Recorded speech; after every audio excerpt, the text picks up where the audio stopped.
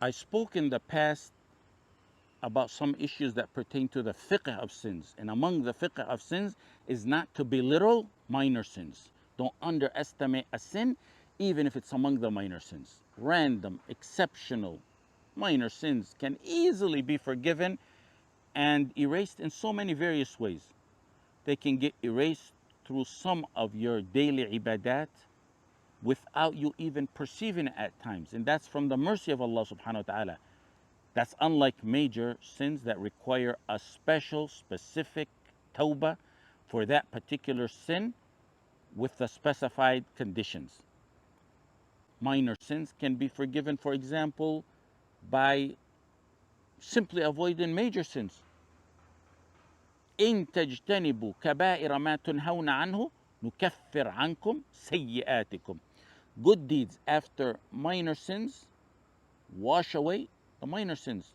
وأقم الصلاة طرفي النهار وزلفا من الليل إن الحسنات يذهبن السيئات. Major sins get washed away, minor sins get washed away by the regular salawat, the obligatory salawat, by Ramadan, and by Salat al-Jum'ah, and by Hajj. The hadith in Sahih Muslim, الصلوات الخمس والجمعة إلى الجمعة ورمضان إلى رمضان مكفرات ما بينهن إذا اجتنب الكبائر. Wudu for salah also erases some of the minor sins. Adhkar after the salawat, subhanallah, alhamdulillah, Allahu Akbar, saying each 33 times and then completing the 100 by saying La ilaha illallah, wahdahu la sharika lah, lahul mulku wa lahul hamdu wa huwa ala kulli shay'in qadir is a forgiveness for minor sins. Saying Ameen along with the Imam in the congregational salah is a forgiveness for minor sins. We took that in the tafsir class recently. Fast in the day of Ashura and fast in the day of Arafah is a forgiveness for minor sins. Saying Subhanallah wa bihamdi 100 times is a forgiveness for minor sins as well. Saying Astaghfirullah alladhi la ilaha illa huwa al-hayyul qayyum wa atubu ilayh is a forgiveness for minor sins. And there's many other various means as well. During the previous Ramadan, we discussed a hadith of this nature and examined whether they encompass major sins, whether the forgiveness encompasses major sins. And we concluded that the prevailing opinion is that they don't cover major sins. Major sins require a special repentance for that particular sin. And while Al-Ghafur Ar-Rahim forgives these minor sins, there's instances where underestimating these minor sins can escalate their status into the level of major sins, and that can lead to one's destruction. The Messenger sallallahu alaihi wasallam, who taught us the various ahadith emphasizing the simplicity of obtaining forgiveness for minor sins, also warned about minor sins in numerous ahadith. In Musnad Ahmad, on the authority of Sahel ibn Sa'ad radiallahu anhu, the Messenger sallallahu alaihi wasallam said, إياكم ومحقرات الذنوب فإنما مثل محقرات الذنوب كقوم نزلوا في بطن واد فجاء ذا بعود وجاء ذا بعود حتى أنضجوا خبزتهم وإن محقرات الذنوب متى يؤخذ بها صاحبها تهلكه. The Messenger sallallahu alaihi wasallam warned about محقرات الذنوب, the minor sins, the sins people consider insignificant.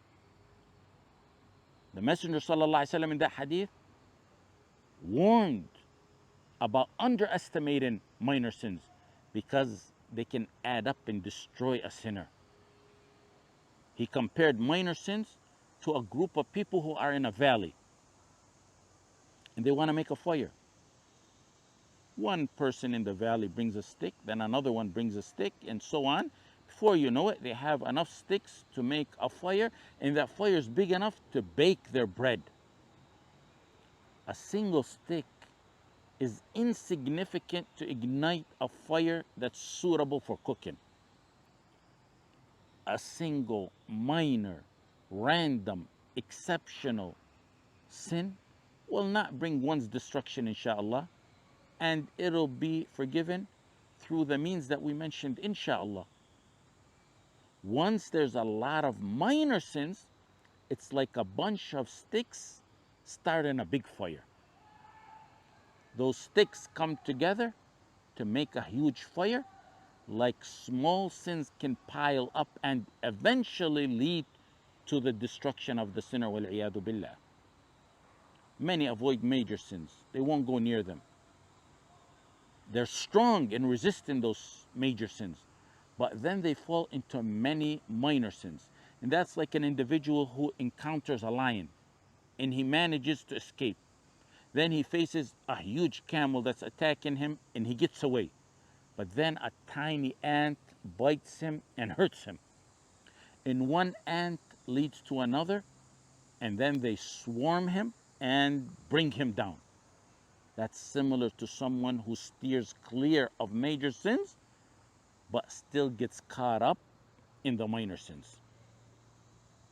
If you notice, the Messenger sallallahu alaihi wasallam in the hadith didn't this specific hadith didn't warn about major sins because they were rare among the Sahaba and they were very careful to avoid them. The Messenger sallallahu alaihi wasallam felt it was important to warn about little things that some may overlook. And that's a lesson for all of us. A lesson not to get carried away with these sins since they get forgiven so easily. The frequent occurrence of small sins is dangerous because it has a huge impact on the heart, similar to how drops of water can create a mark on a rock.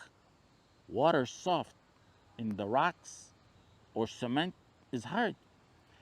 If you were to see a faucet that drips on a cement or on a tile, or a spring that constantly drips on a rock, that soft water will eventually make a mark on the cement and on the rock. And that's how minor sins are to the heart. The Messenger ﷺ even warned Aisha about this. He said, Ya Aisha, إياك ومحقرات الأعمال فإن لها من الله طالبا. Aisha, beware of sins that are regarded as insignificant because they have a special angel tasked with writing them down. Having a special angel just for that shows how great and significant they are, even if they're labeled as minor sins. Now there's an issue. If the minor sins can be easily absolved through the deeds that we mentioned, through wudu, through the salawat, through salat al-jum'ah, most of them are observed by Muslims daily, then why did the Messenger ﷺ caution against them? What makes them so dangerous?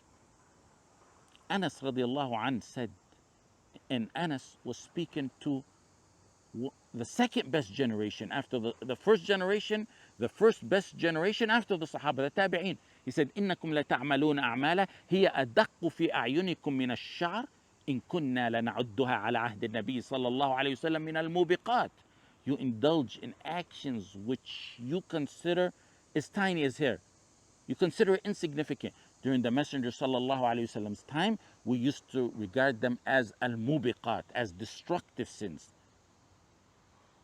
Aside from the general effects of sins that we took and that we know about, we spoke about in the past, the danger of minor sins arises when an individual remains steadfast in continuously committing a single minor sin or the combination of many various minor sins.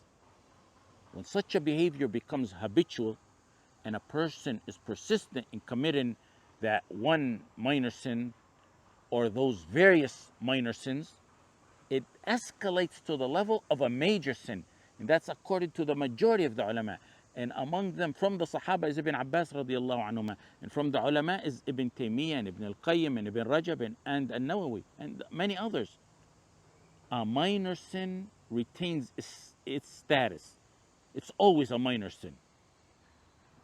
However, certain external circumstances can elevate it to the status of a major sin, such as persistence in committing that minor sin. Ibn Taymiyyah and Ibn al-Qayyim both stated that continual commission of minor sins may be considered equivalent to a major sin or potentially even more severe. Persistence on minor sins indicates lack of respect and care, which goes against honoring Allah subhanahu wa ta'ala. Ibn Abbas radiallahu anhuma said, لا صغيرة مع الإصرار ولا كبيرة مع الاستغفار. It's not an authentic hadith, but it's authentic as a statement of Ibn Abbas radiallahu anhuma. There's no major sin with istighfar, and there's no minor sin with persistence. What does that mean? Meaning with istighfar, with tawbah, the major sin is forgiven, inshallah. With persistence on minor sin, it's no longer a minor sin. It's the equivalent of a major sin. So the first danger is persistence on committing minor sins. The second is underestimating the sin. Minor sins shouldn't be taken lightly. Taking them lightly can show a lack of respect in regard to Allah subhanahu wa ta'ala. Fudayl ibn Iyad said, the smaller the sin seems to you, the bigger it is to Allah subhanahu wa ta'ala. And the bigger it seems to you, the smaller it is to Allah subhanahu wa ta'ala. And that can be explained by another statement that was mentioned by Ibn Mas'ud radiallahu anh. He said, the believer perceives his sins, whether big or small, as if he's sitting underneath a mountain that may fall on his head. And the fajr views his sins like a fly that passes on his nose. He motions to the fly with his hand to get it away. That's how he sees a sin, a fajr. Seeing it as a big deal, no matter what type of sin it is, whether major or minor, seeing them as a big deal lessens the impact on the heart and on the judgment day, inshallah. Underestimating a sin eventually leads to normalization of that sin, which has a negative effect on the heart, and it may lead to committing major sins. When someone's about to commit a small sin, there's two ways to look at it. One way is to say it's just a minor sin. It's not a big deal. It's just a glance and a kiss and a touch. I'll go ahead with it. Next wudu, next salah, next Ramadan, it'll be forgiven, inshallah. The other way to look at it is to consider who is being disobeyed when committing that sin. The second option is the ideal thinking of the believer. Bilal ibn Sa'd stated in his famous quote, التابعي, لا تنظر إلى صغر الخطيئة ولكن انظر من عصيت. الأوزاعي reported that Bilal ibn Sa'd said, لا تنظر إلى صغر الخطيئة. Don't think about how small the sin is. Think about who you disobeyed or who you're going to disobey. Think of how mighty the one you're disobeying is. Some people wouldn't go against their spouses or their parents in something that their spouses and parents don't like, even if they can get away with it without them knowing, because they love them, they respect them, they honor them. However, for some, it seems that Allah subhanahu wa ta'ala to them is the least important witness to their sins. They don't estimate Allah subhanahu wa ta'ala with an estimation due to him when they're sinning. Another danger in the small sins is feeling happy about them. Some ulama listed feeling happy about committing a small sin or being proud of a sin as a major sin.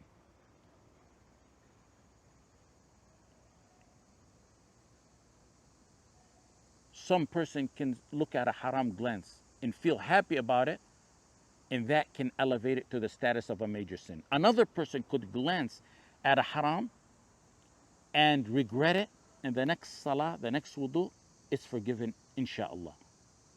Another danger, similar to the previous one, is openly and publicly committing the sins and bragging and talking about the sins. Bragging about sins or talking about them while Allah subhanahu wa ta'ala concealed them for you. Talking about sins or bragging about them or exposing the sins to others elevates it to the status of a major sin. Unless one, of course, is mentioning the sin to a sheikh to get some advice on repenting or something of that nature. Yes, you committed the minor sin, but you tagged on a major sin by boasting about that sin or committing that sin in public. That falls under mujahara. كل أمتي معافاة إلا المجاهرين.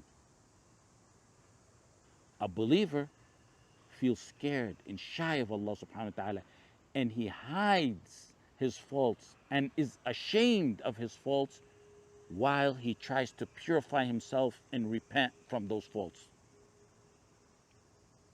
Ibn Abbas radiallahu anhuma said, there's things that follow a sin that can be worse than the original sin itself. He said, feeling no shame of raqib and atid on your right and your left while committing a sin is worse than the sin itself. He said, laughing about a sin without realizing what Allah subhanahu wa ta'ala might do to you is worse than the sin itself. He said, being happy that you succeeded in committing the sin is worse than the sin itself. He said, feeling sad about missing out on a sin is worse than the sin itself. And he said, being scared of the wind moving the curtain at your door while you're sinning, fearing someone will see you, but not being troubled by the thought of Allah subhanahu wa ta'ala watching you is worse than the actual sin itself. Abu al-Abbas, Abdullah ibn al-Mu'taz billah, was a poet during the Abbasi Khilafah. He said, خلي الذنوب صغيرها وكبيرها ذاك التقى واصنع كماش فوق أرض الشوك يحذر ما يرى لا تحقرن صغيرة إن الجبال من الحصى. He said, abandon minor and major sins. That's piety. That's taqwa. Sins in this dunya should be looked at like a ground full of thorns. One who walks over a thorny ground walks carefully and is always cautious of thorn that lies ahead of him. And that's how one should walk on this earth in relationship to sins. لا تحقرن صغيرة إن الجبال من الحصى. Don't underestimate the small sins because mountains are made from pebbles. And we'll stop here.